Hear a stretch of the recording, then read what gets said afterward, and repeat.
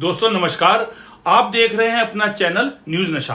इन दिनों चुनाव आयोग पर सवालों की बौछार हो रही है। हाल ही में मुख्य चुनाव आयुक्त ने एक बयान में 00 एड्रेस की बात कही है और इस पर सोशल मीडिया में बवाल मच गया है। विपक्ष कह रहा है कि जब आधार कार्ड के बिना पता नहीं मिल सकता तो मतदाता सूची में पता 000 कैसे दर्ज हो गया। क्या यह तकनीकी गलती है, क्या यह डेटा मैनेजमेंट की चूक है या फिर कुछ और? इन सवालों के जवाब अभी तक किसी के पास नहीं है। आइए जानते हैं वो बड़े सवाल जो देश पूछ रहा है। आज हमारे साथ चर्चा में शामिल हो रहे हैं हरिकेश कुमार जी, जो कि सीनियर जर्नलिस्ट हैं। हरिकेश जी नमस्कार। नमस्कार सर। हरिकेश जी, पूरे देश में इन दिनों चर्चा हो रही है बिहार की, और बिहार की इसलिए भी पूरे देश में चर्चा हो रही है कि जिस प्रकार से वहां पर जो एक गांव की भाषा में बोलते हैं कच्ची सूची, जो कि इन्होंने ड्राफ्ट वोटर लिस्ट निकाली है शुरू के अंदर चुनाव आयोग ने। एक घर के अंदर 80 वोट, एक घर के अंदर 100 वोट, एक घर के अंदर सभी जातियों के लोग, हस्बैंड के नाम के आगे लिखा हुआ election commission of India, husband के नाम के आगे लिखा हुआ हस्बैंड हस्बैंड। लेकिन उसके बाद एक सबसे ज्यादा इंटरेस्टिंग जो बात निकली है, जो कि मुख्य चुनाव आयुक्त ज्ञानेश कुमार जी ने प्रेस कॉन्फ्रेंस में बोली, जो कि एक बहुत बड़ी बात है कि अगर किसी के पास कोई घर नहीं है, कोई पता नहीं है, तो भी वो 0 पता आ जाता है। जो किसी भी पूरे देश में किसी के पास भी ऐसा कोई आधार कार्ड नहीं होगा जिसमें उसका एड्रेस 0 लिखा हो। तो सर पहले तो इसी पे चर्चा करते हैं कि सर ये जो 0 पता ही वाली बात है, ये कितनी आपको सहमत है इस बात से, या कितनी हास्यास्पद है, बताइए सर। मैं सर, ये हास्यास्पद नहीं है, ये बहुत बड़ा कुठाराघात है आम आदमी पर। बहुत बड़ा कुठाराघात है। आप समझ सकते हैं कि जब इलेक्शन कमीशन जैसा सीनियर आईएएस अधिकारी, चीफ इलेक्शन कमिश्नर, ये बात कहने में शर्मा न रहा हो, झिझक न रहा हो, तो हमें भी कोई तकल्लुफ नहीं है ये सब कहने में कि उनके आईएएस होने में और उनके उस पद पर पहुंचने में रास्ते में कौन कौन लोग सहयोगी रहे होंगे, क्या क्या सहयोग मिला होगा, इसमें कोई शक नहीं बनता है। महत्वपूर्ण बात यह है सर कि जब इलेक्शन कमीशन ये बात कह रहा था तो उसको खुद ये शर्म नहीं आ रही थी कि वो कैसे ये बात कह सकता है। क्योंकि अगर आप झुग्गी झोपड़ियों पर भी एड्रेस चिन्हित करने जाएं तो भी आपको एड्रेस मिल जाएगा। एड्रेस मिलने का संदर्भ ये होता है कि उसमें रकबा, खेत का नंबर, कोई ऐसा प्लॉट, कोई ऐसा हिस्सा, कोई ऐसी गली, कोई चक रोड या कोई सड़क का नाम, कुछ ना कुछ उसमें अवेलेबल रहता ही है। जैसे मान लीजिए कि अगर छजारसी इलाके में आप चले जाइए, और हम चूंकि नोएडा में रहते हैं तो हम लोग इस जगह की बात कर सकते हैं, तो इन इलाकों में जितने भी झुग्गी क्षेत्र हैं, चाहे वो घिझोड़ हो, चाहे कोई भी, झुग्गी झोपड़ियां बहुत सारी हैं और बहुत सारे स्लम एरिया के लोग हमारे यहाँ काम करने आते हैं। अगर वो ये कह रहे हैं कि उनके आवास का नंबर हम 0 इसलिए लिख देते हैं क्योंकि उनका एड्रेस नहीं होता है, तब तो इसका मतलब तो ये हुआ ना सर कि अगर कोई प्रशासनिक समस्या खड़ी हो, अगर कोई क्राइम हो, तो आप किस आधार पर उनको जाके पकड़ेंगे और कैसे पकड़ेंगे, कहाँ चिन्हित करेंगे आप उनको? अगर कोई क्राइम हो जाए मान लीजिए किसी झुग्गी या स्लम एरिया में, तो पुलिस कैसे उनको ढूंढेगी, कैसे तलाशेगी कि फला नाम का व्यक्ति इस जगह पर रहता है? पहली बात तो ये। दूसरी महत्वपूर्ण समस्या ये है कि अगर आधार कार्ड पे आप 00 लिख दें, उसी आधार कार्ड से आप पासपोर्ट बनाने चले जाएं और बनवा सकते हैं, बहुत स्वाभाविक सी बात है। पासपोर्ट तो आपका बनता है आधार कार्ड पर, आधार कार्ड पर बैंक अकाउंट खुलते हैं।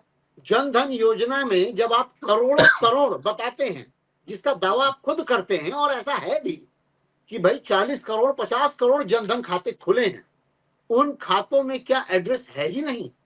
वो एड्रेस क्या 00 है? ये बहुत हास्यास्पद नहीं, बहुत कुठाराघात, भयंकर वाला, इसकी समझ से बाहर है। ये इसकी व्याख्या ही करना मुश्किल है। दूसरी महत्वपूर्ण बात जो आपने बताई ना सर, कि जैसे चुनाव आयोग की तरफ से जो भी ब्रीफिंग की गई उसमें एक बात पे प्रॉब्लम हुई नहीं, हर बात पे प्रॉब्लम थी। जब भी आप उनकी एक एक बात सुनेंगे, हर बात पे आपको लगेगा कि क्या कह रहे हैं, कुछ कानी बातें कर रहे हैं, ये प्रशासनिक बातें कर रहे हैं। प्रशासन में बैठा हुआ उच्च पदस्थ अधिकारी इस तरह की बेतुकी बातें करेगा तो किसको ही भरोसा होगा? बहुत स्पष्ट लाइन होती है ना भाई, कि कोई भी चीज कही गई तो साफ साफ कही गई, पर वहां कहीं कुछ भी साफ नहीं कहा गया। चाहे वो आपके मतदाता सूची के नाम पर हो, चाहे वो डॉग के नाम पर बना हुआ मतदाता सूची का कार्ड हो या आपका मतदान जो कार्ड बनता है जो भी आप वोट करने के लिए जाएंगे, या फिर आप कह लीजिए father's name, father father, mother mother, sister sister, कुमारी कुमारी, सैकड़ों नाम है। ये होता है सर जब हम आप कार्रवाई या काम करने देखते हैं या आप क्लर्क्स वगैरह से मिलेंगे तो आपको ये बहुत सारे मिल जाएंगे कि जैसे नॉर्मली फॉर्म भरा जाता है जब, तो बोलते हैं अच्छा ये नहीं मिल रहा है, कोई बात नहीं, इस पे कुमार कर देते हैं, कोई बात नहीं, इस पे XYZ लिख देते हैं, नील कर देते हैं, NA लिख देते हैं, नॉट एप्लीकेबल लिख देते हैं। ये हमने बहुत सारे काम और क्रियाविधि में देखा है। दुकान आप खोलने जाइए, आप सामान लेने जाइए, कुछ करने जाइए, फॉर्म में इतने सारे बिंदु होते हैं, उनको भरने में परेशानी होती है। तो ये चुनाव आयोग को मानना होगा कि ये उनसे गलती नहीं, ये पूरी तरीके से लापरवाही का नतीजा है, जिसमें आपने मकान नंबर नहीं होने पर 00 डाला। और ये क्यों डाला, इसके बेसिक पर जाइएगा। 50 लोग बाहर से आए वोट डालने के लिए, उनका वोटर ID कार्ड बनना है। अब वोटर ID कार्ड बनना है तो ऐसा है ना कि वोटर ID कार्ड तो बन जाएगा, वोटर ID कार्ड में फोटो लग जाएगी, नाम भी लिख जाएगा, एड्रेस नहीं है, एड्रेस को 00 कर दो, 00 करके आगे बढ़ा दो, प्रोसीजर आगे बढ़ाओ, प्रोसीजर आगे बढ़ गया, कार्ड बन गया, कार्ड बन के छप गया, वो जाके वोट डाला है। और आप जानते हैं कि गांव देहात में बहुत होता है कि, और ये कोई नई बात है भी नहीं, किसी का वोट पड़ा हुआ है, किसी के नाम पर पड़ा हुआ है, आप गए हो या ना गए हो, आपके गांव में आपके नाम का वोट प्रधानी चुनाव में पड़ जाता है।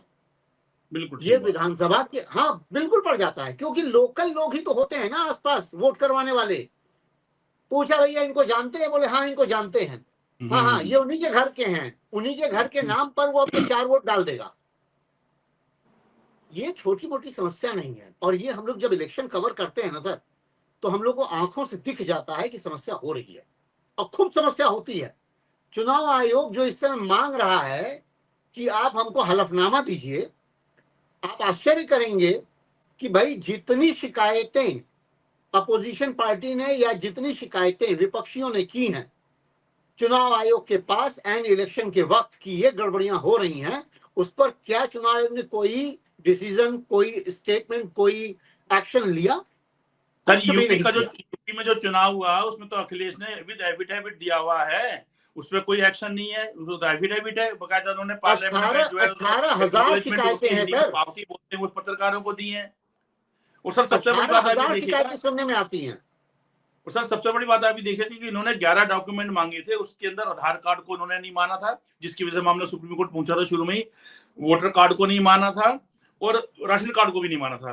राशन कार्ड तो हर गरीब का बनता ही है, राशन मिलता है, और आधार तो हर किसी के लिए जरूरी हो गया, क्योंकि जितनी भी सरकारी योजनाएं हैं खासकर महिलाओं के लिए, बुजुर्गों के लिए और गरीबों के लिए भी कई अनुसूचित जाति के लिए भी है, वो सभी जो है आधार से जुड़ी हुई है। सुप्रीम कोर्ट में भी आया था तो सुप्रीम कोर्ट ने भी कहा, बोला कि नहीं आधार कार्ड है तो आप सबको उसको फायदा मिलेगा योजना का, नहीं तो नहीं। सुप्रीम कोर्ट ने भी उसमें मोहर लगाई। लेकिन यहाँ पर बिहार के अंदर इन्होंने आधार कार्ड को उड़ा दिया कि आधार कार्ड नहीं मानेंगे और राशन कार्ड नहीं मानेंगे और वोटर कार्ड नहीं मानेंगे। वोटर कार्ड को इसलिए कह दिया कि हम तो नया बना रहे हैं। ओके सर, अब मैं आपको सर 11 चीज बताता हूं जो इन्होंने बोली हैं कि केंद्र सरकार और राज्य सरकार और सार्वजनिक उपक्रमों में कार्यरत कर्मचारियों के पहचान पत्र या पेंशन भुगतान आदेश, 1 जुलाई 1987 के पूर्व सरकारी स्थानीय प्राधिकार, बैंक, पोस्ट ऑफिस, LIC एवं पब्लिक सेक्टर उपक्रमों से जारी आई कार्ड, सक्षम प्राधिकार से जारी जन्म पत्र, पासपोर्ट, मान्यता प्राप्त बोर्ड विश्वविद्यालय से शैक्षणिक प्रमाण पत्र, स्थायी आवासीय प्रमाण पत्र, वन अधिकारी प्रमाण पत्र, सक्षम प्राधिकारी द्वारा निर्गत OBC SC ST जाति प्रमाण पत्र, राष्ट्रीय नागरिक रजिस्टर, राज्य ओब्लिक स्थानीय प्राधिकार द्वारा तैयार पारिवारिक रजिस्टर, सरकार की कोई भूमि मकान का आवंटन का प्रमाण पत्र। सर इसमें कहीं पर भी इन्होंने आधार कार्ड को नहीं लिया। इवन कहीं पर इन्होंने साथ में ये भी नहीं लिखा कि अगर किसी के पास ये नहीं है तो जहां वो रात को सोता मिलेगा 2:30 बजे, हम उसका वहां का पता उसको मान लेंगे। सर जब कोई चीज इसके इनमें शामिल ही नहीं की उन्होंने, और जिसके लिए लोग सुप्रीम कोर्ट पहुंच गए कि सर आधार मानिए, पासपोर्ट, राशन कार्ड मानिए, वोटर कार्ड मानिए, उस तक में सुप्रीम कोर्ट में केस चला और इसको मान के राजी नहीं हुए। सुप्रीम कोर्ट ने 3 डेट पर इनको एडवाइस किया कि चुनाव आयोग को कि भाई आधार को मान लीजिए, आदेश नहीं था ना निर्देशा से एक सलाह थी, तो भी इन्होंने माना। वो अलग बात है कि अब सुप्रीम कोर्ट ने जो 35 लाख लोगों की सूची आई है उसमें लाखों लोगों के मृतकों के नाम आए, तो सुप्रीम कोर्ट ने कहा कि अगर किसी का नाम उसमें मिलता है और वो जिंदा है तो उसको आधार के नाम पे अपनी वैलिडिटी करवा ले, अब जाके बोला है। तो इन्होंने आधार को नहीं माना। सर कितनी अजीब सी बात है कि 11 चीजों की इन्होंने सूची, 11 दस्तावेजों की सूची जारी कर दी, उसमें एक भी दस्तावेज ऐसा नहीं है जो जीरो पे बनता हो, जीरो पते पे बनता हो। और दूसरी बात ये सर प्लीज मैं आपको बताना चाहूंगा सर, और सबसे बड़ी बात देखिएगा कि उसके बाद ये खुद कहते हैं कि कोई हमें मिला तो हमने उसको कर दिया। सर रात को 2:30 बजे इनके अधिकारी कर्मचारी घूमते हैं क्या सड़कों पे? और एक आदमी बेचारा गरीब आदमी है जो बिना बोले कि बिना छत का है, कहीं वो कंबल लेके जैसे तैसे कहीं सो रहा है पेड़ के नीचे, कल को जरूरी थोड़ी ना को वहां सोता हुआ मिलेगा। रात को 6 बजे, रात को 8 बजे, रात को 10 बजे, रात को 12 बजे, सुबह 4 बजे के इनके कर्मचारी वहां जा जाकर उनको पता करते हैं कि जिसमें कोई दस्तावेज नहीं है, जिसमें आधार है उसको तो मान नहीं रहते हैं, और जिसमें कुछ नहीं है रात को 2:30 बजे उसकी वेरिफिकेशन कर रहे हैं। और चुनाव आयोग, मुख्य चुनाव आयुक्त किस प्रकार का मतलब वाहियात जवाब दे रहे हैं कि सर जिनका जीरो पता। तो सर आप ये बताइएगा कि रात को 2:30 बजे, क्या ये मतलब रात को सूरज ढलने के बाद में जब कर्मचारी अधिकारी रात को 2:30 बजे भी ड्यूटी बजा रहे होंगे, क्या आप क्या इस बात से सहमत हैं? नहीं, ईडी का छापा तो पड़ जाता होगा सर, ये तो मैं सोच सकता हूँ कि ईडी का छापा पड़ता होगा रात में, लेकिन मुझे लगता है कि कर्मचारी अपने काम के प्रति जाकर के, अगर नगर निगम को कर्मचारियों को कहिए, बीएलओ को कहिए, इम्पॉसिबल टास्क है सर, क्योंकि आपके यहाँ मेडिकल फैसिलिटीज 2:30 बजे रात को नहीं मिलती है। 2:30 बजे रात को अगर मेडिकल फैसिलिटीज आप मांगे, आपको तुरंत इमीडिएट मुहैया नहीं होती है। एम्बुलेंस की एक अलग बात है, बड़ी हॉस्पिटल्स, बड़े हॉस्पिटल्स की बात अलग है। गांव देहातों में अगर कोई घटना हो जाए तो मुझे नहीं लगता कि वहां पुलिस, मेडिकल फैसिलिटीज, ये भी 2:30-3 बजे, जो एसेंशियल सर्विसेज हैं, जो बहुत महत्वपूर्ण है जीवन के लिए, आपकी रक्षा के लिए, आपकी सुरक्षा के लिए, आपके हेल्थ के लिए, स्वास्थ्य के लिए, इन सब संदर्भों की बात करिए तो उनकी भी व्यवस्था नहीं है। और चुनाव आयोग, एक बहुत बड़ा मजाक है ना सर, कि जैसे मान लीजिए कि इन्होंने कहा, तर्क देखिए और कुतर्क देखिए, ये तर्क दे रहे हैं कि जब जब जो व्यक्ति जहां से अपना मकान बदल के दूसरी जगह गया, उसने वहां पर अपना जो है वोटर आईडी कार्ड बनवाया।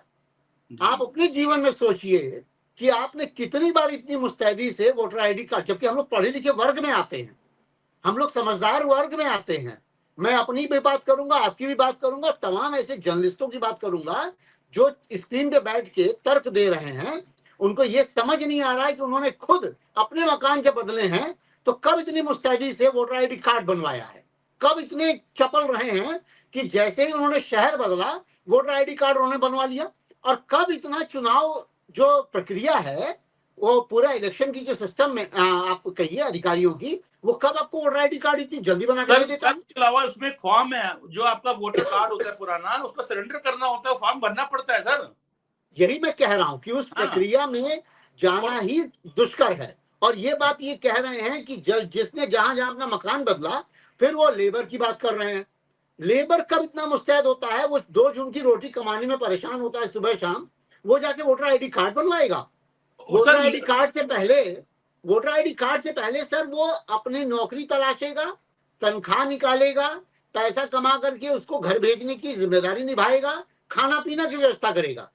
सवाल ही नहीं पैदा होता, पता नहीं कौन सी व्यवस्था से ये तर्क दे रहे हैं। जो लेबर है, धाड़ी लेबर सर, कहीं पर रह रहा है, कमरे में 5-7 लोग रह रहे हैं, आज यहाँ रह रहा है बेचारा गरीब आदमी, वहां रह रहा है, कल को शालीमार बाग दिल्ली में मकान बन रहा है तो वहां पे वो रह रहा है, कहीं रोनी में काम मकान बनना शुरू हो गया 6 महीने के लिए तो वहां पे रह रहा है। सर कौन सी लेबर है और किस आधार पर, किस प्रूफ पर? मतलब आप आधार नहीं मान रहे, आप वोटर कार्ड नहीं मान रहे, आप राशन कार्ड नहीं मान रहे, लेबर का कार्ड, ये क्यों, मैं इस पते पे रहता हूँ, अब उसका आधार कार्ड बनाए, सॉरी मैं यही बता रहा हूँ।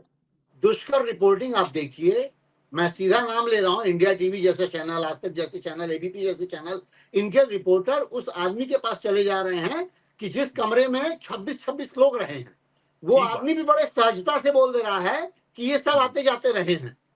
इसका मतलब हर 6 महीने पे वहां वोटर आईडी कार्ड बदल जा रहा है। मतलब आप क्या मजाक कर रहे हैं यार देश के साथ, कौन से मजाक की बात कर रहे हैं? उससे भी बड़ी बात है, नाम पे आप चले जाइए, जो नाम लिखे हुए हैं आप कुछ भी लिख दे रहे हैं, एबीसीडी में लिख दे रहे हैं, न्यूमेरिक लिख दे रहे हैं, नंबर लिख दे रहे हैं, कुछ भी तो लिख दे रहे हैं आप। कहने का मतलब ये है। अच्छा, दूसरी एक बहुत महत्वपूर्ण बात मैं कहना चाहता हूं कि आप इलेक्शन को जो बहुत गंभीरता से देखेंगे तब आपको पता चलेगा। मान लीजिए कि बिहार में इन्होंने 65 लाख वोट बताए कि लोग मृत हो गए और काट दिए गए, घट गए। मान लीजिए कि महाराष्ट्र में वोट बढ़ गए। पूरे देश की व्यवस्था आप मुझे बताइए, बीते 20 सालों में जनसंख्या बढ़ी है या घटी है? अगर जनसंख्या बढ़ी है तो अकेले बिहार में जनसंख्या घट कैसे गई? अगर जनसंख्या 2003 से आप कोरिलेट करिए, 2003 से आपने रिव्यू कर रहा है, आप कर रहे हैं, 2003 से 2025 के बीच में 22 साल बीतते हैं। इन 22 सालों में 18 को 22 से घटाएंगे तो 6 साल बचते हैं। इन 6 वर्षों में 2003 से लेकर 2009 तक के जो पैदा हुए बच्चे हैं सब वोट करने लायक हो गए। तो ये सब कहां गए? फिर आप अचानक जो है नए वोटर पैदा कर देते हैं। नए वोटरों में आप 100 साल के नए वोटर डाल दे रहे हैं। कोई भी अधिकारी जब आपके सामने पेपर आएगा, मान लीजिए कि मैं कोई हलफनामा दे रहा हूं या कोई आपके पास पत्र दे रहा हूं कि सर मेरी बर्थ जो है सन 1900 में हुई है, मान लीजिए मैंने ऐसा लिखा, तो आपकी निगाह पड़नी चाहिए ना सर उस पर कि सन 1900 में तुम पैदा हुए हो यार, तुम ऐसे कैसे खड़े हो? 124 साल का आदमी, वो दिखने में पता तो चलेगा ना। और उसने पहले कभी वोट नहीं डाला आज तक। नहीं 1900। हाँ, वो इतना मतलब जंगलों में वनवास में था, कहीं पर भी उसको अपने वोट की महत्ता नहीं पता थी। और बुढ़ापे में जब पैर लटके हुए हैं कब्र में, और गिनीज वर्ल्ड रिकॉर्ड में नाम उसका आ सकता है 124 साल का, तो वो अपना नाम आगे लिखा रही है महिला। वो सब सेकेंडरी टर्सरी बात कह रहा हूं। 124 साल का आदमी सुनते आपके कान खड़े हो जाएंगे कि ये आदमी ऐसे कैसे है। भाई ये स्वाभाविक प्रक्रिया है ना, हम सब जानते हैं। अधिकतम 90-100 साल के आदमी जीते जीते मर जाते हैं। हम सब ने अपने घरों में वृद्धों को देखा है। 124 साल की युवा महिला हो सकती है क्या? आपको लिखते हुए आपके हाथ नहीं कांपते? और उसके लिए भी आप कुतर्क कर रहे हैं बैठ करके, और उसके बाद भी आप पूरा प्रेस कॉन्फ्रेंस कर रहे हैं और सवालों का जवाब अनाप शनाप दे रहे हैं, कुछ भी दे रहे हैं। इसका मतलब जब ये डीएम रहे होंगे तो क्या ही डीएम रहे होंगे, क्या खूब डीएम रहे होंगे। आईआईटी के पास आउट हैं, इनके चिट्ठे देखिए आप, आईआईटी के पास आउट हैं। बिटिया रानी नोएडा की डीएम बना दी गई कासगंज से ला करके। आपको अपने होशो हवास में कासगंज का डीएम, सबसे मलाई पोस्ट नोएडा का डीएम बनते नोएडा है सर, नोएडा सबसे मलाईदार पोस्टिंग मानी जाती है। मैं यही तो कह रहा हूं, कासगंज के डीएम को लाके नोएडा बिठाया गया है। कुछ तो लिंक होगा। हस्बैंड वाइफ दोनों डीएम है यहाँ पर, कुछ तो लिंक होगा। उनके दोनों छोटी बेटी और उनका दामाद जो है दूसरे कैडर में जाकर के वहां पे डीएम और अधिकारी बने हुए हैं। कुछ तो लिंक होगा, कुछ तो मलाई काट रहे हैं। इतना आसान नहीं है सब कुछ समझना। एकदम सिंपल तरीके से दिख रहा कि इनको क्या फायदे हो रहे हैं, इनके बोलने, और क्या बोलने के तरीके देखिए, लहजा देखिए, लहजा ऐसे लग रहा, मजाक देखिए। न मैं पक्ष में हूं न मैं विपक्ष में हूं, मैं समकक्ष में हूं। आप राइटर हैं क्या? कोई बुक लिखने जा रहे हैं आप जा रहे हैं इलेक्शन कमीशन के तहत प्रेस कॉन्फ्रेंस करने, जिसमें आपको सामान्य लोगों से बात करनी है। ये मतलब कौन से लहजे से बात कर रहे हैं? राहुल गांधी को जवाब दे रहे हैं कि विपक्ष को जवाब दे रहे हैं कि मोदी जी को खुश कर रहे हैं, एकदम खुश करने में लगे हुए हैं। तो ये व्यवस्था मतलब सच में चरमरा गई है। अभी तक जो लोग ये आरोप लगा रहे हैं कि संस्थाओं को आप लोग खाली, विपक्ष जो है अपनी परेशानी दिखा रहा है कि संस्थाएं खराब हो रही हैं, हम सबको दिख रहा है संस्थाएं खराब होती दिख रही हैं। टीएन शेषन भी नाम याद है आपको? टीएन शेषन किसी, उनको कहने की जरूरत नहीं पड़ती थी सर कि वो पक्ष में है कि विपक्ष में है कि किसके साथ खड़े हैं। सबको मालूम था टीएन शेषन के लिए पार्टियां मतलब इलेक्शन कराना मतलब एकदम क्लीन एंड क्लियर, हम जनता के साथ हैं। और उनके सारे काम, चाहे वो पक्ष कर रहा हो, कांग्रेस खुद भी थी ना, सारे जितनी भी पार्टियां थी बड़ी सब थी, कोई शिकायत वो सुनते, ऐसा था ही नहीं कि ना सुने और उस पर कार्रवाई ना करें, तुरंत कार्रवाई होती थी। टीएन शेषन की वजह से तो चुनाव आयोग को हम लोग पहचानना शुरू किए थे। यहाँ भाई कोई चीज चुनाव आयोग भी है, वरना हम सब जानते भी क्या थे कि चुनाव आयोग क्या होता है। आज से 30 साल पहले हम में कोई नहीं जानता तो चुनाव आयोग भी कोई चीज है। सच्चाई है। तो ये है व्यवस्था। सर इसमें देखिएगा इंटरेस्टिंग पॉइंट ये कि किसी का इन्होंने वोटर मतदाता सूची में नाम डाला है, उसका नाम भी है, पिताजी का नाम भी है, और घर का पता लिखा है 00। तो सर अब ये कैसे तय होगा कि 00 वाला कहाँ जाके वोट डाले? उसका जो बूथ है वोट डालने का, मतदाता बूथ, वो कैसे इन्होंने डिसाइड किया? बहुत बड़ा सवाल है। डिसाइड करेंगे सर कल को जीरो वाला कह देगा कि सर मैं तो देखिए मेरा पता जीरो लिखा है, सरकार मानती है कि मैं पेड़ के नीचे रात को जंग सोता हूँ सड़क पे, तो सर मैं 3 दिन तो सोया था, फॉर एग्जांपल दिल्ली का हूँ तो दिल्ली के इलाके बताने में आसानी हो जाएगी कि सर मैं 18 दिन शालीमार बाग सड़क पर सोया हूँ, 19 तारीख से 26 तारीख तक मैं आजादपुर में सोया हूँ, वहां की सीट चेंज हो जाती है, 26 तारीख के बाद से मैं बस अड्डे का वहां सोया था क्योंकि वहां हनुमान जी का मंदिर है, वहां पे लंगर चल रहा था तो खाना मेरे को फ्री मिल जाता। तो सर उसका बूथ कैसे डिसाइड करेंगे? वो तो खुद कह रहा है कि सरकार ने माना है कि मेरा पता सड़क पर सोने का है, पर मेरा पता जो है पता चला बारिश आ गई है, बस अड्डे के सामने सड़कें भरी हुई हैं, तो इसलिए मैं शालीमार बाग पहुंच गया। शालीमार बाग पर सर रात को दिक्कत आ गई थी, वहां पे लोग ज्यादा आ गए थे, बारिश आ गई थी, तो सर मैं पीतमपुरा को निकल गया था। तो सर उसका बूथ कैसे डिसाइड होगा? ये पूरा पूरा साफ साफ क्लियर है सर, इसमें बहुत बहस की जरूरत नहीं। बस ये प्रॉब्लम है कि आप इसको साबित कैसे करें और कैसे जनता को बताएं कि ये समस्या है। और सिर्फ इलेक्शन कमीशन की बात नहीं कर रहा हूं मैं घटनाओं की बात कर रहा हूं, क्राइम की बात कर रहा हूं, जो दंगे हुए उनकी बात कर रहा हूं। अगर मेवाती 500 मेवाती आकर के दंगा करके दिल्ली में चले जाते हैं एंड इलेक्शन से पहले, और यहाँ की एलआईयू को खबर नहीं लगता और कोई पुलिसिया कार्रवाई नहीं हो पाती कि ट्रकों में भर के कैसे आए और दंगे करके चले गए, ये घेराबंदी कोई सामान्य इंसान नहीं करेगा। मैं सीधी सपाट सी बात कर रहा हूं। जो अमित शाह अपने कमर पे हाथ रख करके लगातार हिला हिला करके हाथ को बोलते हैं संसद भवन में, उनको ये नहीं पता है या वो ये नहीं मानने को तैयार होते हैं कि उनको तड़ीपार का संज्ञान लिया गया था। ये वो भूल जाते हैं और बोलते हैं नैतिकता के आधार पे। घोर अनैतिक व्यक्ति अपने आप को नैतिकता की दुहाई देता है। बहुत स्पष्ट है सर, मुझे बोलने में कोई गुरेज नहीं है, क्योंकि गृह मंत्री और नरेंद्र मोदी जी को बहुत स्पष्ट रूप से मैंने 2012-13 में गुजरात में देखा हुआ, अहमदाबाद में। इन लोग की वो व्यवस्था थी कि ये लोग कुछ भी कर सकते थे और करते हैं। इसके एक उदाहरण है नहीं। ऐसा नहीं है कि कांग्रेस ने नहीं किए, तो ये भी नहीं है कि इन्होंने नहीं किए। बहुत सारे ऐसे मसले हैं जिनके बारे में आपके पास आज भी उत्तर नहीं है। पुलवामा बता दीजिए, आपके पास उत्तर आया आज तक कि आरडीएक्स कहां से आया? जबकि दुनिया जानती है कि आरडीएक्स कम से कम भारत और पाकिस्तान का हिस्सा नहीं है, फिर आरडीएक्स कैसे आया? दूसरी बात, पहलगाम में जो हुआ उसके ठीक 2 दिन पहले केंद्रीय मंत्री वहां पे पार्टी करता है पूरी चाक चौबंद सुरक्षा के साथ, और अगले दिन वहां पर जब 3 दिन बाद ये घटना होती है तो उस पर कहा जाता है कि वहां प्रशासनिक विफलता का कोई हिस्सा बना दिया जाता है। बहुत आसान है कहना। कम से कम 10 बार कश्मीर गया हूं और कश्मीर के उन इलाकों में घूमा भी हूं और रहा भी हूं जहां पर ये तमाम जो है निगहबानी आपके सेना करती है। सेना के जितने ट्रूपर्स और जितने लोग आते जाते रहते हैं वहां पर, जितने कॉन्वॉय गुजरती है, आप पता भी नहीं हिल सकता है। मैं बता रहा हूं, मतलब सेना उस समय वहां क्यों नहीं पहुंची? और अगर आधे घंटे तक वहां बवाल हो रहा था तो हमारे देश की सेना पर आप कहेंगे कि सेना, भाई यही तो बात है ना, सवाल खड़ा करते आप कह देते हैं सेना का अपमान कर रहे हैं।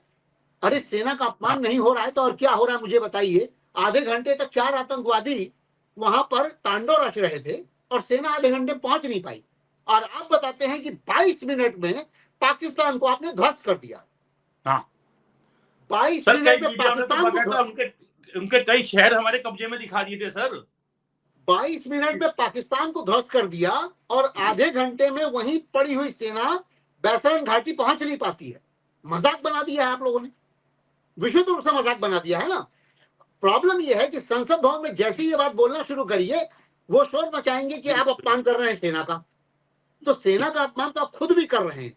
मिस्टर मोदी और अमित शाह, ये लोग खुद भी सेना का अपमान कर रहे हैं। इनको ये नहीं समझ में आ रहा है कब क्या बोलना चाहिए, कब क्या नहीं बोलना चाहिए। ये बात बिल्कुल सही है कि समस्या है, आतंक की समस्या है, आतंकवादियों की समस्या है। वहां पर भीतर अंदर खाने आतंकियों को संरक्षण दिया जाता है, लेकिन आपकी समस्या ही समझ में नहीं आती है। यही हाल चुनाव आयोग का हो गया है।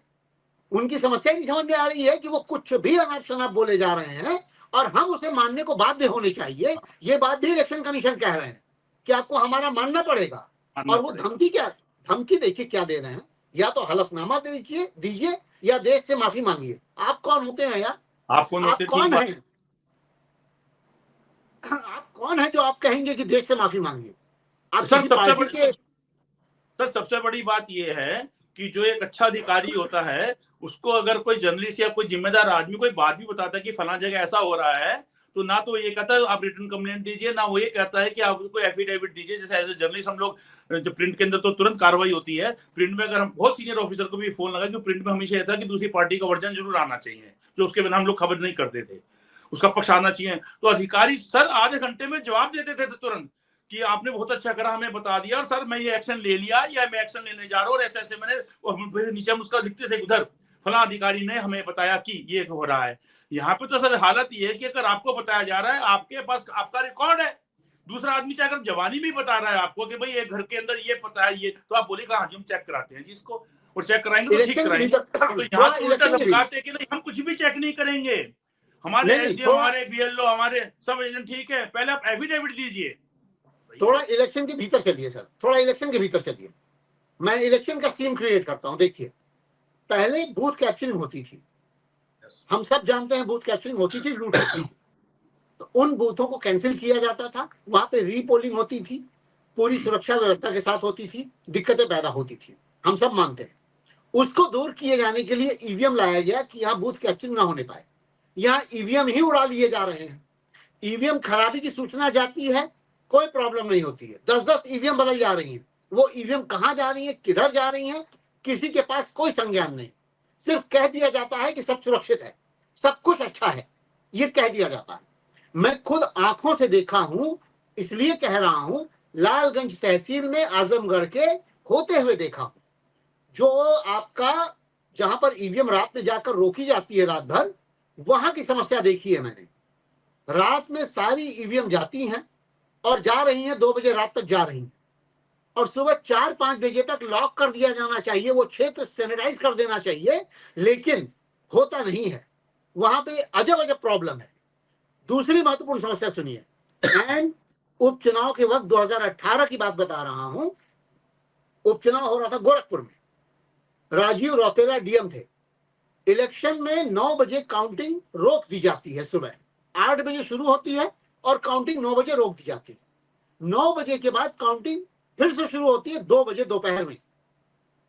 सारे पत्रकार चिल्ला रहे हैं, सारे रिपोर्टर परेशान हैं कि भैया काउंटिंग तो बताइए। सपा और भाजपा दोनों के कार्यकर्ता परेशान हैं। इसमें जाहिर है भाजपा के कार्यकर्ता दिखा रहे थे कि हम परेशान हैं, और सपा के कार्यकर्ता परेशान थे वास्तविक रूप से। यही निषाद के जो बेटे हैं, संजय निषाद, वही लड़ रहे थे वहां पर। तो असली मुद्दा ये है सर कि काउंटिंग 9 बजे रोक करके 2 बजे ये इलेक्शन कैंसिल बनता है। ये कोई तरीका नहीं है कि ईवीएम की काउंटिंग आप कैसे रोक सकते हैं, किस आधार पे आप रोके हैं? इलेक्ट्रॉनिक गड़बड़ी से रोके हैं, लाइट से रोके हैं, कौन सी वजह है जिसकी वजह से 9 बजे की काउंटिंग 2 बजे फिर शुरू होती है, और इसका कोई संज्ञान भी नहीं, कोई जवाब भी नहीं। प्रॉब्लम यह है सर कि जहां भी इलेक्शन एक तरफा होता है, वहां पर ये हाथ खड़े कर देते हैं, जहां 50,000, 60,000, 70,000 से मार्जिन से हाथ से ऊपर निकल जाता है, जहां ये कंट्रोल नहीं कर सकते। लेकिन जहां भी मार्जिन 15-20 हजार का होता है, इन्हें कंट्रोल करने के लिए ये लूट मचाते हैं। यही हो रहा है पूरे उसमें, और डीएमओ को स्पष्ट आदेश होता है, हारे तो जिम्मेदारी आपकी, हारने पर जिम्मेदारी आपकी। अभी मध्य प्रदेश की घटना आई है, 18-19 अधिकारी वहां से ट्रांसफर हुए। किस लिए ट्रांसफर हुए? क्योंकि बटन दबाया जा रहा था हाथी पर और निकल रही थी कमल की पर्ची। ये शिकायत अधिकारियों ने की, तो प्रॉब्लम ये हुई कि उनके ही ट्रांसफर कर दिए गए, उसमें अधिकारी सस्पेंड हो गए। मतलब आप कहानी कुछ भी करते रहिए यार। अभी जो हुआ है 6 ईवीएम के आधार पे जो पंचायत चुनाव में सरपंच को जिताया और हराया गया था, 10 तो हरियाणा वाला, हरियाणा ने अपने यहाँ पे ईवीएम खुलवाई है और रिजल्ट पलट गया। देखिए, बताइए, तो सुप्रीम कोर्ट नहीं जा सकता ना सर, उसको पहले सेशन कोर्ट जाना पड़ेगा, फिर हाई कोर्ट जाना पड़ेगा, फिर सुप्रीम कोर्ट, इसी में 4-5 साल निकल जाते हैं। और सर बहुत पैसा लगता है, बहुत तारीखें लगती हैं, 1-2 तारीख पे कुछ नहीं होता है, एप्लीकेशन पे एप्लीकेशन लगती रहती हैं, बहुत पैसा खर्च होता है, बहुत समय लगता है, आदमी आने जाने में परेशान होता है। अभी उदाहरण बता रहा हूँ सर, बस्ती के चुनाव के संदर्भ में मेरे पास एक स्टडी आई, केस स्टडी, उसमें भी यही हुआ। इलेक्शन हरवा जितवा दिया गया, जो लड़ने वाला इलेक्शन हार गया वो गया कोर्ट में कि भाई हम गलत हारे हैं, क्योंकि हम हारे नहीं हैं। वास्तविकता उसको पता चल गई कि हम हारे नहीं हैं, हरवाए गए। वो जब गया है तो जो जीती पार्टी थी उसने 41 लाख रुपए जज के काउंटर पे भिजवाए। ये मैं साफ बता रहा हूं कि ये उनकी खुद की बयानबाजी है, बता रहे थे कि वो 41 लाख रुपए भिजवाए, तब जाके उनके फेवर में वो केस आया। यानी जो हारा हुआ था वो सिर्फ इसलिए हारा रहा क्योंकि मुकदमा खारिज कर दिया गया। और ये हम भी जानते हैं कि इलाहाबाद हाईकोर्ट में क्या होता है और जस्टिस वर्मा क्या किए हैं और उनके घर में कैश कैसे निकला है। ये कोई छुपी हुई बात तो है नहीं सर। हमारे समाज में चूंकि भ्रष्टाचार निहित है, हम अपने बच्चों के साथ भी वही व्यवहार करते हैं। हमारा बेटा इंजीनियर किस लिए होना चाहिए? हमारा बेटा पीडब्ल्यूडी में इंजीनियर क्यों होना चाहिए? हमारा बेटा पीडब्ल्यूडी में, जल निगम में, या आपके जितने भी वो हैं विद्युत विभाग है, उसमें क्यों इंजीनियर होना चाहिए? एनटीपीसी में क्यों होना चाहिए? मतलब आप समझिए, ये काम इसीलिए है ना कि 10 करोड़ का काम है तो 10 लाख रुपए आपकी जेब में आएंगे। 50 करोड़ का काम है, ज्यादा सर, जनता सोचेगी बहुत कम कमा रहे हैं। 10 करोड़ के अंदर तो बहुत ज्यादा आएगा सर। 10 करोड़ के अंदर तो मिनिमम 4 करोड़ दाएं बाएं होगा। मैं तो उदाहरण दे रहा हूँ सर, वरना पुलिया और पुल वो सोचेगी अरे तो अधिकारी बहुत कम कमा रहे हैं बेचारे, चारों में शामिल हो जाएंगे सर। पुलिया और पुल गिर रहे हैं, इसका साफ उदाहरण है, लक्षण है। अगर पुलिया और पुल गिर जा रहे हैं, लोग मर जा रहे हैं, तो ये साफ बता रहा है कि भ्रष्टाचार किस लेवल तक है। ये कहते हैं कि भ्रष्टाचार 0 टॉलरेंस पर है। ये कहते हैं कि मैं भ्रष्टाचार को निल कर दूंगा। सबसे बड़े भ्रष्टाचारी तो अब खुद बन बैठे हैं। पहले होता था, आज मैं बता रहा हूँ ना, दुकानों में, जगहों पर, जितनी भी इंडस्ट्रियल एरिया है उनमें आप जाइए, पता चलेगा आपको कि जो काम पहले 100 रुपए में होता था वही काम आज 10,000 में हो रहा है। रीजन क्या है? क्योंकि अब निचले अधिकारी पैसा नहीं ले रहे हैं, अब सीधे ऊपर पैसा जा रहा है। भ्रष्टाचार की लिमिट उस लेवल पे जा चुकी है। बहुत साफ बता रहा हूँ, सेल टैक्स डिपार्टमेंट में चले जाइए, जीएसटी डिपार्टमेंट में चले जाइए। ऐसा कह रहे हैं आप कि ऑनलाइन हो जाने से प्रॉब्लम है, वहां प्रॉब्लम बैठ के आप देखिए सॉल्व कैसे होती है। भाई साहब ऑनलाइन चढ़ जाएगा, ये 10 लाख रुपए दे दीजिए, ऑनलाइन चढ़ जाएगा। ऑनलाइन की ऐसी की तैसी हो रही है। ऑनलाइन का मतलब क्या है? कुछ भी बदल दीजिए, कुछ भी एडिट कर दीजिए, एडिट करके चेंज कर दीजिए। आप कह रहे हैं ना, यही तो हुआ। डिजिटल आपसे मांगा गया, आपने डिजिटल लोड किया और जैसे ही उस बात पे बवाल हुआ, आपने उसको अपलोड अनलोड कर दिया, डिलीट कर दिया। आखिर ये भी तो एक तकनीक है ना। तो ये तो हो रहा है सर।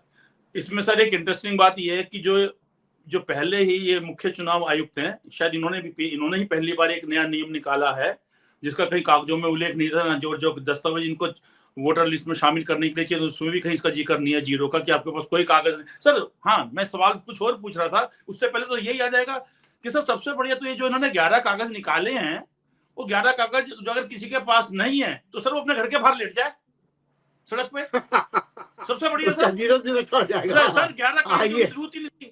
हालांकि सवाल भी मेरा दूसरा बाकी, तो सवाल के अंदर सवाल आ गया क्योंकि सर अगर उसका कोई कागज नहीं है ना सर, वो घर के बाहर सड़क पे सोए, अपने चबूतरे में भी ना सोए, बाहर सड़क पे सोए कि साहब भैया मैं खुले में सो रहा हूँ और मेरा जो है जीरो वाला वो बना दो, वोटर कार्ड बना दीजिए, वोटर आईडी कार्ड बना दीजिए। ये तो बनेगा ना सर, एकदम दुरुस्त। सर दूसरी बात, एक तो सर एक राय अच्छी लोगों के लिए कि जो कहीं पर भी रहे अपना बाहर सड़क पे आ जाओ, उनका आधार कार्ड बन जाएगा, सॉरी वोटर कार्ड बन जाएगा।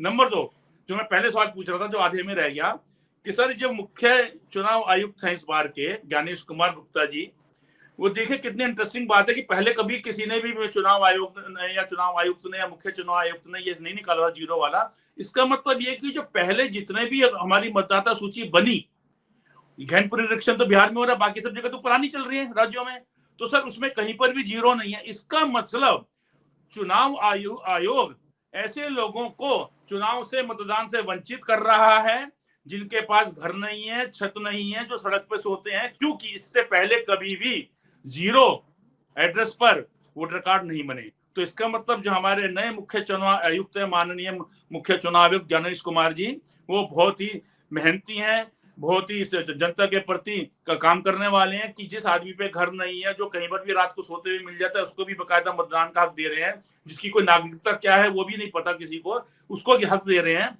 लेकिन जितने पुराने जितने भी चुनाव आयुक्त थे, चाहे मुख्य चुनाव आयुक्त हो, चाहे वो राज्य के चुनाव आयुक्त हों, या इवन जो वोटर लिस्ट सारी बनी हुई है बिहार की, इसके अलावा उसमें कहीं पर भी जीरो नहीं है। तो इसका मतलब ज्ञानेश कुमार जी ने एक तरह से पूरे देश के आगे आके बोला कि मेरे से पहले जितना भी काम हुआ है, या देश में जितनी भी मतदाता सूचियां बनी हुई हैं, उसमें लोगों को चुनाव मतदान के अधिकार से वंचित किया है चुनाव आयोग ने। क्यों? क्योंकि जिनके पास घर नहीं होता उनकी पहचान हम जीरो पते के नाम से करते हो। जीरो पते के नाम पर आज से पहले कोई भी वोटर लिस्ट में नाम नहीं है। आप सर क्या इस बात से सहमत हैं? सर सहमति की कहां तक बात करेंगे आप मुझे ये बताइए ना। मुझे तो ये लगता है कि बस में कुछ लोग भर के आते होंगे, ट्रक में भर के कुछ लोग आते होंगे, तुरंत चुनाव आयोग के आधिकारिक कार्यालय पे लोग उतरते होंगे और वहीं पर तुरंत नाम डाल डाल करके 00 पता डाल करके उनके वोटर आईडी कार्ड बना दिए जाते होंगे। 2-4 दिन को खाने पीने के लिए ठहराया जाएगा और बोला जाएगा आज वोटिंग है, चलिए जाइए वोटिंग करके आइए। मैं एक और बात इंपॉर्टेंट ध्यान दिला रहा हूं, जब आप कहते हैं ना कि आपके भीतर जो है घुसपैठिए आ गए हैं, आपके जितने बॉर्डर एरिया हैं बांग्लादेश से और बंगाल से जुड़े हुए जो क्षेत्र हैं, जिनके भी वो लिंक हैं या नेपाल बॉर्डर से लगे हुए, उन जगहों से लोग आ करके वहां पर बस गए हैं और उन घुसपैठियों को बाहर करने की कवायद है ये SIR। आप थोड़ा सा ध्यान दीजिएगा, बांग्लादेश की पर कैपिटा इनकम है 19,000 और ये जो आप जिस बॉर्डर एरिया की बात कर रहे हैं, कटिहार से लेकर के तमाम बिहार के जो आउटर एरिया है उन क्षेत्रों में या झारखंडी जो क्षेत्र हैं उन एरिया की अगर आप बात करेंगे तो वहां 5,000 रुपया पर कैपिटा इनकम से ज्यादा इनकम नहीं है। 19,000 वाला बेवकूफ का पेड़ है जो वहां आकर के 5,000 पर कैपिटा इनकम पे आके नागरिकता लेगा, वहां जाके बैठेगा। वो क्यों बैठेगा? आप जानते हैं, हम भी जानते हैं, यहाँ के मजदूर दुबई जाते हैं ज्यादा कमाने के लिए। कोई भी यहाँ से जो इंजीनियर जिन्हें हम मजदूर के तौर पे देख सकते हैं, अमेरिका जाते हैं ज्यादा कमाने के लिए, यूरोप जाते हैं ज्यादा कमाने के लिए। 19,000 रुपया अगर बांग्लादेश का एक व्यक्ति पर कैपिटा इनकम के हिसाब से कमा रहा है या पा रहा है, वो 5,000 रुपए के लिए आगे की नागरिकता का अपना क्यों छिन्न भिन्न करेगा व्यवस्था? आप बहुत स्पष्ट बात समझिए। हम हमेशा प्रोग्रेसिव एरिया में जाते हैं ना, जहां बढ़िया और व्यवस्था बढ़िया हो, बेहतर हो। हम और पिछड़े और भिखमंगे इलाके में क्यों जाएंगे? और बिहार की दुर्दशा केवल एक पार्टी ने नहीं की है। आप इस दर्द को महसूस करिएगा सर कि शिक्षा जो है वहां पर बहुत बड़ी प्रॉब्लम है। नो डाउट कि वहां पर बच्चे अच्छा पढ़ते हैं, कोशिश करते हैं, जो बच्चे पढ़ करके बाहर निकलते हैं उनकी अलग लेवल की लड़ाई होती है, लेकिन वो बड़े मुट्ठी भर। ये फेक मतलब स्टेटमेंट फैलाया गया हुआ है कि सबसे ज्यादा IAS बिहार से होते हैं। भाई यूपी से होते हैं, आपके पास मात्रा देख लीजिए, आपको समझ में आ जाएगा। हाँ नो डाउट उनकी संख्या जो आती है उनमें IAS होते हैं, उनमें IPS भी होते हैं, लेकिन मेरा फिर भी एक स्टेटमेंट क्लियर कर दूं मैं आपको कि वहां बिहार में शिक्षा की व्यवस्था बहुत बुरी हाल में है। बिल्कुल ठीक बात है। अभी मेरे पास कुछ ऐसे वीडियो पड़े हुए हैं जिनमें बच्चे जो है अभी भी खुले, वैसे तो यूपी में भी हैं, लेकिन वहां पर बहुत दुर्गत है, खुले एरिया में पढ़ते हैं, बारिश हो गई बच्चे भाग रहे हैं, पेड़ गिर रहे हैं, वहां पर समस्या क्रिएट हो रही है। यूं तो भाई राजस्थान में भी हो गया, दीवार गिर गई बच्चे मर गए। निगाह आपकी जा नहीं रही है, शिक्षा आपको देना नहीं है, स्वास्थ्य आपको खाली खाम का मजाक करना है, पैसा दे करके आप सिर्फ वोट खरीदते हैं। जब आप अनाज दे देते हैं, जब आप 2,000 रुपया किसानों को दे देते हैं, जब 6,000 रुपया महिलाओं को दे देते हैं, आप वोट खरीद रहे हैं। ये वो वोट खरीद रहे हैं जो आप चुरा नहीं सकते, और चुराने वाले वोट अलग हैं। तो चुराने वाले वोट इकट्ठे हो गए, खरीदने वाले वोट इकट्ठे हो गए, और गुंडागर्दी के वोट इकट्ठे हो गए अलग। कहीं के आप विधायक को मार देंगे, कहीं के विधायक को आप केस में लड़वा के हरवा देंगे, और जब ये सारा केस हो जाएगा 3 स्टेप पे समझिएगा, वोट देने नहीं देंगे तो सरकार उनकी बनेगी। वोट आपने दे करके अपना अधिकारी जिता दिया, अपना किसी व्यक्ति को जिता दिया और वो बन गया मुख्यमंत्री, CM या विधायक, तो आप वहां की सरकार गिराएंगे इस आधार पे कि 30 दिन का जेल डाल दो। ईडी छापा लगा कि 30 दिन का जेल डालो, आप नियम ले आए हैं, यहां खत्म कर दीजिए। ये भी नहीं हो पाए तो विधायकों को खरीद करके, जो मध्य प्रदेश में, गोवा में, सब जगह हुआ, 19 और 30 विधायक खरीद लिए। ये सब चोरी नहीं है, सीनाजोरी नहीं है, गुंडागर्दी नहीं है, लोकतंत्र के साथ खिलवाड़ नहीं है, जनता के ऊपर अविश्वास नहीं है, तो हो क्या रहा है? हो तो यही सब रहा। हरिकेश जी देखिए, लोअर कोर्ट, फिर हाई कोर्ट, फिर सुप्रीम कोर्ट, और सुप्रीम कोर्ट में भी चीफ जस्टिस की अगर 13 जजों की बेंच बैठ गई, कॉन्स्टिट्यूशनल बेंच, वो भी 13 जजों की, तो वो जो भी अपना फैसला सुनाएगी वो जो है सभी अदालतों पे मान्य होता है। ऐसे ही सर चुनाव आयोग के अंदर अगर मुख्य चुनाव आयुक्त मीडिया के सामने आके, पूरे देश के सामने आके अगर कोई बात बता रहे हैं, एक नया नियम बता रहे हैं, तो सर वो सब जगह लागू होगा। और वो नियम ये है कि आपके पास कोई, आप भारत के नागरिक हैं या नहीं है, उसकी पहचान करने का हमारे पास कोई तरीका नहीं है, क्योंकि आप रात को सड़क पे सोते मिले थे 2:30 बजे। आपके पास आधार कार्ड नहीं है, कोई दिक्कत नहीं है।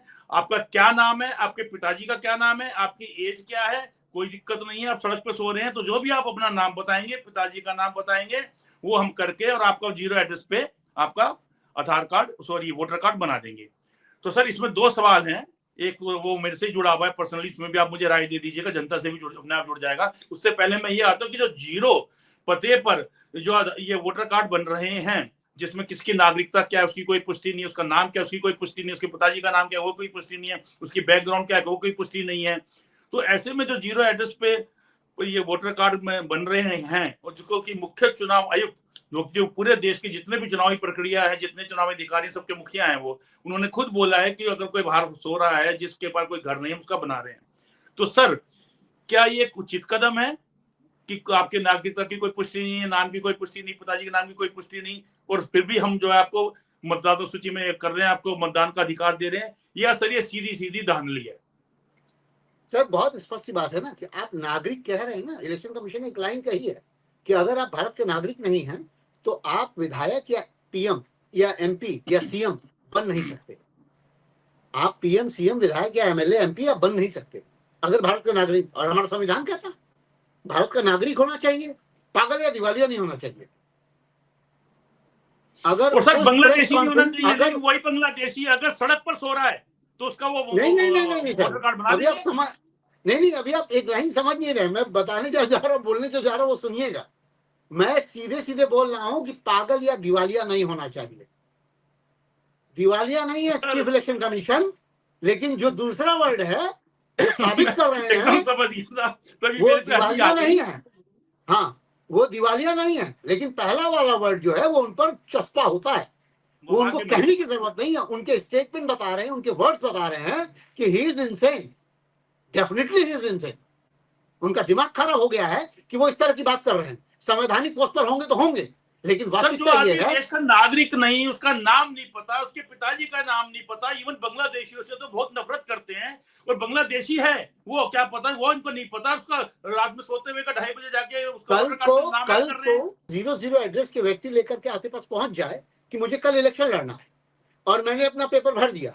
मान लीजिए कि विधानसभा, भाई वो उसमें तो कोई रोक टोक है नहीं। अगर आप नागरिक मान लिए उस कार्ड के आधार पे, जो पहले हुए उनको छोड़ दीजिए।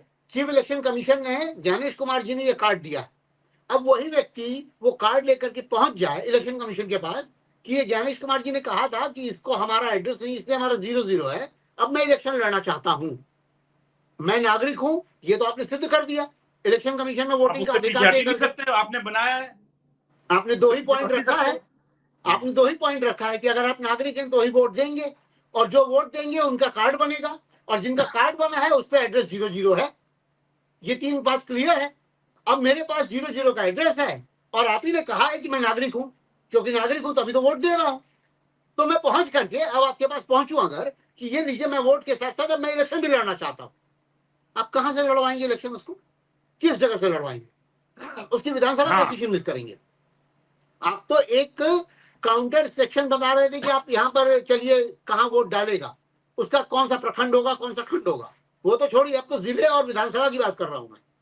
मैं कह रहा हूं कि मैं नोएडा में सड़क पर रहता हूं कहीं 0-0 पर, और मैं इलेक्शन लड़ना चाहता हूं। यूपी में मैं कहीं भी लड़ सकता हूं।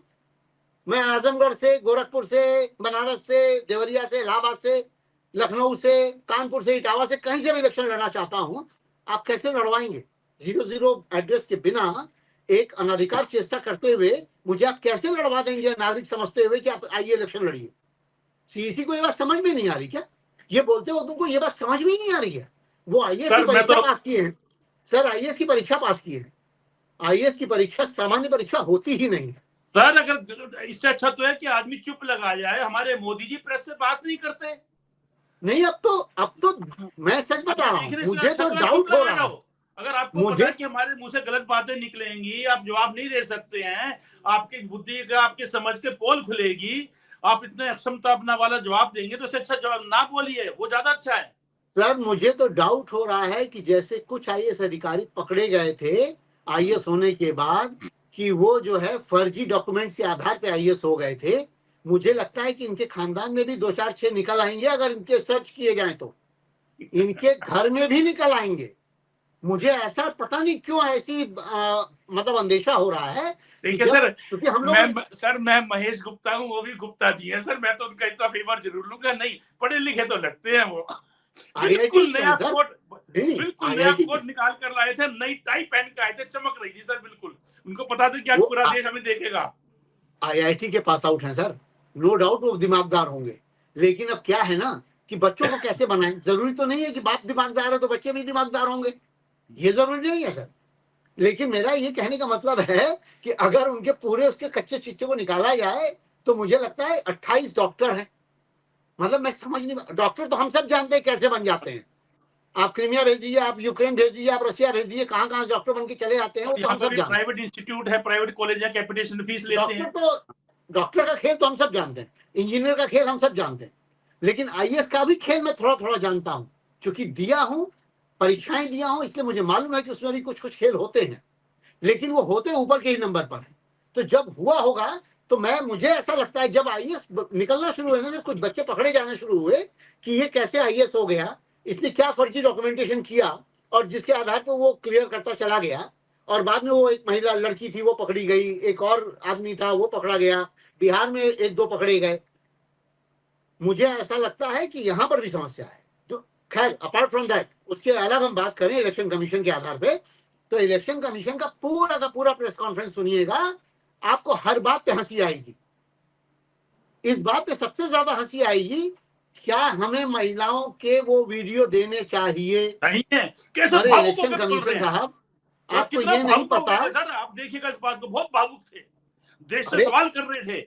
आपको ये नहीं पता भाई साहब, नहीं, आपको ये नहीं पता कि आपका काम ही यही है। आप वीडियोग्राफी इसीलिए करवाते हैं कि कोई हीला हवाली, कोई दुरुपयोग, कोई गुंडागर्दी हो जाए तो हमको दिख जाए। वो आप वीडियोग्राफी इसीलिए आई थी। आप याद करिए, स्वामी प्रसाद मौर्य रिवॉल्वर लहराते हुए पकड़े गए थे एक बार अपने विधानसभा क्षेत्र में, 2012 की बात बता रहा हूँ। वो चिन्हित इसीलिए हुए थे कि कोई विधायक, कोई जो मेंबर ऑफ पार्लियामेंट है, वो अपने क्षेत्र में कोई दबदबा कायम करके वोट को इधर उधर न कर सके, इसलिए वीडियोग्राफी होती है। आप ऐसे मजाक की बात कर रहे हैं यार। मुसलमान महिलाएं बुर्का पहन के जाती हैं तो उनका पर्दा हटाने की जिम्मेदारी आपकी होती है कि आप उनका चेहरा मिला लें। सर वो भी चुनाव के जो कर्मचारी है वो नहीं, जो पुलिस है, पुलिस को तो कोई राइट ही नहीं होता, पुलिस को तो लॉ एंड ऑर्डर, कानून व्यवस्था देखना होता है। पुलिस वाले कहते हैं अपना मुंह उठा के दिखाइएगा, सॉरी अपना मुंह, मतलब ये अपने बुर्का उठा के मुंह दिखाइएगा। पुलिस का काम तो सर पहचान करना है ही नहीं, वो तो जो चुनाव के कर्मचारी हैं उनका काम होता है, ये उनका काम होता है, और वो कार्ड से मेल खिलाते हैं। अगर आप चेहरा नहीं दिखाएंगे तो आपके कार्ड पे चिपकी हुई फोटो से आपको पहचानेंगे नहीं तो कैसे करेंगे? फिर तो हमारी जगह आप चले जाइए, आपकी जगह वो चला जाए, XYZ कोई चला जाए। चलिए सर, आप मेरा एक सवाल था जो मेरा बीच में रह गया था, लास्ट में मैंने कहा लास्ट में पूछूंगा सर, कुछ भी है सर, मैं तो बहुत आभारी हूँ ज्ञानेश कुमार गुप्ता जी का कि मैं महेश गुप्ता, उन्होंने मुझे एक रास्ता दिखा दिया है और पूरे देश को भी रास्ता दिखाया है। क्योंकि सर दिल्ली में भी हमारा पूरा घर है, सारी फैमिली हमारी जुडिशरी में, प्रोसिक्यूशन में, एडवोकेसी में, तो सब बच्चे यही हैं। बेसिकली मैं मूल निवासी उत्तराखंड का हूँ सर, तो मेरा वोटर कार्ड उत्तराखंड का था, फिर दिल्ली का हो गया, इस टाइम उत्तराखंड का है 20 साल से, तो मैं चेंज नहीं करा पाया। उत्तराखंड में भी हमारी पुरानी जमीन थी, तो सर वहां पर भी हमने कुछ अपना प्रॉपर्टी बना ली है सर, पुरानी जमीन थी हमारी। तो सर अब सब हम परेशान रहते थे कि घर में वाइफ का यहाँ पे है, क्योंकि वो गवर्नमेंट में बहुत सीनियर ऑफिसर है, बिटिया का भी यहाँ पे है जुडिशरी में, तो सर हम क्या करें? उनका वोटर कार्ड यहाँ पे है, मेरा वोटर कार्ड जो है उत्तराखंड का है, लेकिन उत्तराखंड में भी जो है उधर नहीं रह रहा, क्यों नई प्रॉपर्टी बना ली। तो ज्ञानेश कुमार जी ने बिल्कुल एक रास्ता दिखाया है कि मैं दिल्ली में आऊंगा और दिल्ली के अंदर मैं सड़क पर 2 दिन सोऊंगा और सर मेरा वोटर कार्ड बन जाएगा सर, उसमें 0-0 पता होगा और आसपास की जितनी कंस्टिट्यूएंसी वहां भी जाके मैं वोट डाल दूंगा सर। मुझे सड़क पर सोने के बाद वोटर लिस्ट में नाम शामिल ना करने से सर कोई नहीं रोक पाएगा। क्यों? क्योंकि मुख्य चुनाव आयुक्त ने यह घोषणा पूरे देश के सामने की है। तो सर मैं तो आभारी हूँ सर। आपने इतनी बातें बता दी है ना सर, मुझे लग रहा है चीफ इलेक्शन कमीशन पहले आप ही से ना पूछने आ जाए कि आपने अब तक वोट किए तो कैसे किए, आपने कितने फर्जी वोट कर डाले। आपने मुझे ये बताइए कि उत्तराखंड में भी वोट डाले, आप यहाँ भी वोट डाली, क्योंकि समय रहता है सर। आप ये समझिए कि पहले एक दिन में सारे स्टेट में चुनाव एक दिन में हो जाता था। तो है क्या कि सुबह अगर आप आजमगढ़ में वोट डाले हैं तो शाम को आप गाजियाबाद में नहीं डाल पाएंगे। ये बात नहीं सर है, कुछ बातें पर्दे में रहने दो। मैं फिर बोल रहा हूँ, अगर आपने आज सुबह गाजियाबाद में वोट डाला तो शाम को आप उत्तराखंड के पिथौरागढ़ या उत्तराखंड के रुद्रप्रयाग में जाके वोट नहीं डाल पाएंगे, ये तय है। लेकिन जब 7 चुनाव के सेक्शन बढ़ जाएंगे, 7 दिनों में 7 बार में चुनाव होगा एक स्टेट में। सोचिए ना सर, एक दिन में चुनाव नहीं हो रहा है, 7 मतलब पूरे उत्तर प्रदेश में जो चुनाव होता है 7 दिनों में होता है। आज 1 तारीख को हुआ, फिर 6 तारीख को होगा, फिर 9 तारीख को होगा, इस तरह से होता है। तो अगर 1 तारीख को मैंने वोट गाजियाबाद में डाल दिया और मेरा घर आजमगढ़ में है तो मैं अगले वाले खंड में जाकर के आजमगढ़ में वोट डाल दूंगा। 3 दिन में तो पहुंच ही जाऊंगा आजमगढ़, 2 दिन में तो पहुंच ही जाऊंगा। रोड भी इतनी अच्छी हो गई है, एक्सप्रेसवे बन गया है, पूर्वांचल एक्सप्रेसवे बन गया है, तो अब तो वो समस्या भी खत्म हो गई है। सर थोड़ा सा आयोग, समय की कमी रहेगी तो आपसे कंक्लूजन है कि सर जो 0-0 पते का पर जो वोटर कार्ड बनाए जा रहे हैं, ज्ञानेश कुमार जी है कि ये नेक काम कर रहे हैं उन लोगों के लिए जो लोग वोट देना चाहते हैं, और वो कोई भी लोग हो सकते हैं, चाहे वो कह रहे हैं कि उनके पे घर नहीं है, या ये एक धांधली का हिस्सा है। ये कंक्लूजन बोल दीजिए सर। सर बहुत स्पष्ट बात और गंभीर बात है। अगर चीफ इलेक्शन कमीशन अपनी किसी भी गड़बड़ी को और किसी भी खराबी को इस तरीके से जस्टिफाई कर रहा है तो ये देश की जनता को कंफ्यूज करेगा, देश की जनता, मतदाता कंफ्यूज हो। जब चीफ इलेक्शन कमीशन बैठ करके प्रेस कॉन्फ्रेंस के दौरान इस तरीके की बातें करे कि आपकी नागरिकता, आपका रहना, आप कहाँ पे वोट करते हैं, इन सब चीजों के लिए जो जो घटनाएं हुई हैं, जिस तरीके की पारदर्शिता होनी चाहिए उससे अलग जाकर के वो कह रहा है कि हम सही हैं, हमने एकदम स्पष्ट किया हुआ है। सवाल बहुत सीधा सा है ना सर, विपक्ष ने सवाल खड़ा किया है, आप उन सवालों को साफ साफ तरीके से अपने तरीके से क्लियर करिए। आप ये चैलेंज बिल्कुल मत करिए कि विपक्ष हमको हलफनामा दे, वो देश से माफी मांगे, जब वक्त आएगा मांग लेगा। इतने बड़े बड़े दंगे हुए, गोधरा में दंगे हुए, सिख दंगे हुए, किसने कब कहा किसके लिए माफी मांगी वो आप देखते रहिए। लेकिन मेरी समस्या ये है कि अगर चीफ इलेक्शन कमीशन जो कि आधिकारिक तौर से प्रशासन, वो राजनीतिक व्यक्ति नहीं है ना, वो प्रशासनिक व्यक्ति है, उसका काम ही है कि प्रशासन को सही तरीके से इम्प्लीमेंट करना और सही चुस्त दुरुस्त तरीके से लोगों को, पुलिस के पास लोग जाने से क्यों डरते हैं, ये 100 बार बात आती है कि पुलिस आपको ही परेशान करने लगती है। हमेशा कहा जाता है कि पुलिस के पास जाने से आदमी इसलिए बचता है कि पुलिस आपको परेशान करने लगती है। इसीलिए ये नियम लाया गया कि अगर एक्सीडेंट हो जाए तो कोई व्यक्ति अगर किसी को पहुंचाने जाए तो उसको पुलिस परेशान ना करे। पता लगा कि इस डर से लोग नहीं जाते और व्यक्ति वो बिना मतलब तड़प के मर जाता है। अब ये व्यवस्था आप देखिए, एक्सीडेंट होता है, वहां भीड़ लग जाती है, मजमा लग जाता है, उसको पहुंचाओ या ले जाओ, क्योंकि पुलिस अब डराती नहीं है उस संदर्भ में, मैं ये बात मानता हूं। इसी तरह चीफ इलेक्शन कमीशन को टी.एन. शेषन की राह पर चल करके अपनी स्पष्टता जाहिर करनी चाहिए। ये उनके लिए बड़ी चुनौती है, ये उनकी खुद की जिम्मेदारी है कि वो अपने व्यक्तित्व को पाक साफ रखें और चीफ इलेक्शन कमीशन एज ए ज्ञानेश कुमार अपने ज्ञान का कुछ तो प्रज्वलन करें। चलिए, आज की सर चर्चा बहुत अच्छी रही, बहुत सौहार्दपूर्ण रही। हाँ जी, और अब हम कहते हैं बहुत खुशनुमा माहौल में भी रही, हंसी मजाक भी होता रहा, लेकिन सर मुद्दा बहुत गंभीर है और जो इसका रिजल्ट निकलेगा ना सर, वो भी बहुत ही गंभीर ही निकलेगा। हम अपने मुंह से गलत बोले, संवैधानिक संस्था, लेकिन जो उसका रिजल्ट है वो भी जरूर जो है जो निकलेगा कोई अच्छा नहीं निकलेगा। लेकिन इतना जरूर है कि गणेश कुमार जी ने एक नया रास्ता दे दिया है कि आप पूरे देश में सड़क पर सोइए, 2 दिन में अगर हम सोएंगे तो जो भी कंस्टिट्यूंसी आपको सूट करती है देश में, उस क्षेत्र में जाके आप सड़क पर सोइएगा 2 दिन, और चुनाव आयोग जो है उनका मतदाता सूची में नाम शामिल करके वोटर कार्ड, उनकी पहचान उनको जारी कर देगा, नागरिक बना देगा। जी चलिए सर, आज की चर्चा समाप्त करते हैं सर। बहुत जल्दी दोबारा जरूर मिलेंगे सर, जल्दी। और हालांकि अभी तो एक मुद्दा चल ही रहा है, इसी में दोबारा बात करेंगे आपसे सर। जरूर जरूर। नमस्ते सर। और आप हमसे जुड़े रहने के लिए सब्सक्राइब करें YouTube पर, फॉलो करें Twitter पर और लाइक करें Facebook पर। और ज्यादा जानकारी के लिए आपको टाइप करना होगा सिर्फ न्यूज़ नशा।